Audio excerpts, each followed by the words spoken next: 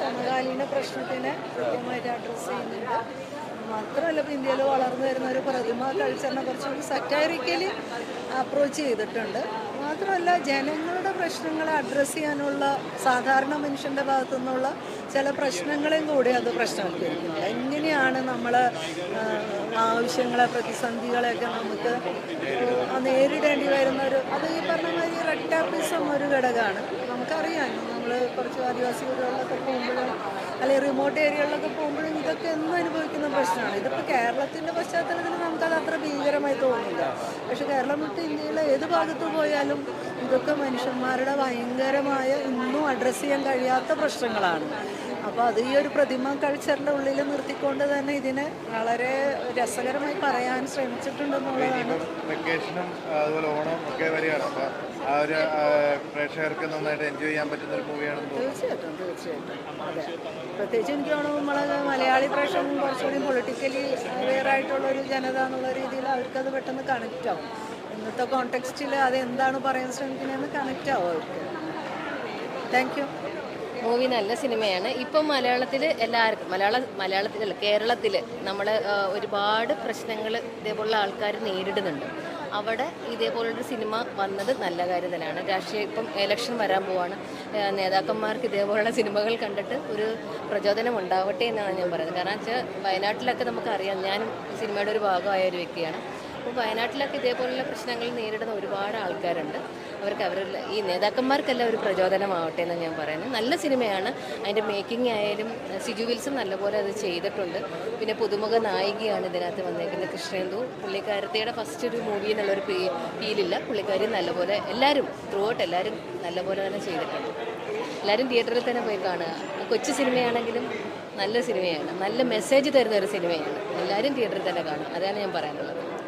നമ്മുടെ ഇന്ത്യയുടെ ഒരു ഒരു മിനിയേച്ചർ പതിപ്പാണ് സത്യത്തിൽ ഇപ്പോൾ ഈ സിനിമ എന്ന് എനിക്ക് തോന്നിയിട്ടുണ്ട്. എനിക്ക് നന്നായിട്ട് ലൗഡായിട്ട് പൊളിറ്റിക്സ് പറയുന്നുണ്ട്. വളരെ നല്ല സിനിമ, നന്നായിട്ടുണ്ട്. എല്ലാവരും കാണണം. പിന്നെ ഉറപ്പായിട്ടും ഫാമിലി ഓഡിയൻസിനും കണക്ട് ചെയ്യാം. കാരണം ഈ ഇത്തരം ഭക്തിയുടെ രാഷ്ട്രീയവും ഭക്തിയുടെ ചൂഷണവും എല്ലാം തന്നെ നമ്മൾ കണ്ടുകൊണ്ടിരിക്കുന്നതാണ്. അതുകൊണ്ട് തന്നെ ഫാമിലിക്കും ഇത് കാണാം, നന്നായിട്ട് ഇരുന്ന് കാണാൻ പറ്റും.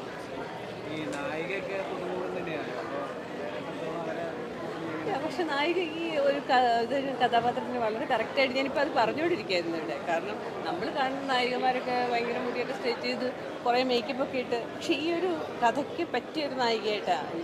നന്നായിട്ട്, വളരെ നന്നായിട്ട്. Real estate mafias and everybody's. It's a very nice movie. It's a good concept. Entertainment ഉണ്ട്, നല്ല എൻ്റർടൈൻമെൻ്റ് ഉണ്ട്. പിന്നെ കുറേ കാര്യങ്ങൾ നമ്മൾ ചിന്തിപ്പിക്കും. നമ്മൾ സോഷ്യലിൽ ഇപ്പം നടക്കുന്ന കുറേ കാര്യങ്ങളാണ്. അത് നമ്മൾ കുറേ ചിന്തിക്കാത്ത കാര്യങ്ങൾ നമ്മൾ ചിന്തിപ്പിക്കുന്ന കുറേ കാര്യങ്ങൾ നല്ല ഉണ്ട്. സ്റ്റോറി അവസാനം ആവുമ്പോഴാണ് ആ ട്വിസ്റ്റിലൊക്കെ നമുക്ക് സ്റ്റോറി എന്താണെന്ന് മനസ്സിലാവുന്നതും ഒരു നല്ല കാര്യത്തിനേക്കുള്ളത്. നല്ല ഇന്ന് ഒരു സമകാലീന രാഷ്ട്രീയത്തിൽ ചർച്ച ചെയ്യപ്പെടേണ്ട ഒരു തീം ഇന്നത്തെ സിനിമകളിൽ നിന്ന് വ്യത്യസ്തമായ ഒരു കഥ ജനത്തിന് നൽകിയിട്ടുണ്ട്.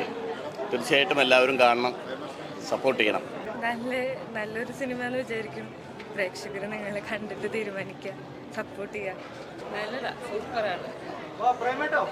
നിങ്ങൾ കാണും, നിങ്ങൾ കണ്ടിട്ട് വേണം പറയാൻ. അപ്പം നമ്മളല്ലേ കണ്ടുള്ളൂ. എനിക്കിഷ്ടമായി ഒരുപാട്.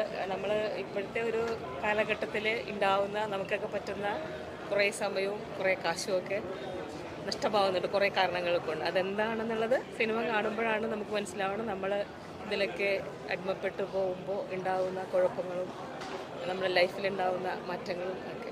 പിന്നെ വലിയൊരു കണ്ടന്റ് ഉണ്ട്. നമ്മളിപ്പോൾ ഒരു സിനിമ കാണുമ്പോൾ എൻ്റർടൈൻമെൻറ്റ് മാത്രമല്ലല്ലോ സിനിമ എന്ന് പറയുന്നത്. ഒരു കണ്ടന്റ് ഉണ്ടാവണം, ജനങ്ങൾക്ക് പ്രയോജനപ്പെടുന്ന ഒരു നല്ലൊരു കണ്ടന്റ് ഉണ്ടാവും എന്നുള്ളതാണ്. ചിലപ്പോഴൊക്കെ അങ്ങനെ സിനിമകൾ ആവശ്യമാണ്. അപ്പോൾ അത് എന്തായാലും നമ്മുടെ സിനിമയിലുണ്ട്. തിയേറ്ററിൽ നല്ല റെസ്പോൺസായിരുന്നു. ശരിക്കും ഈ പഞ്ചവത്സര പദ്ധതി എന്ന ഈ മൂവി കാണേണ്ടത് തന്നെയാണ്. എനിക്കങ്ങനെയാണ്. ഇപ്പം ഞാൻ അഭിനയിച്ചതുകൊണ്ട് മാത്രം പറയുന്നതല്ല, കാണേണ്ടത് തന്നെയാണ്. ഉണ്ട്, അത് കാണണം. അതാണ്, അത് ആവശ്യമാണ്, ജനങ്ങൾക്ക് ആവശ്യമാണ്.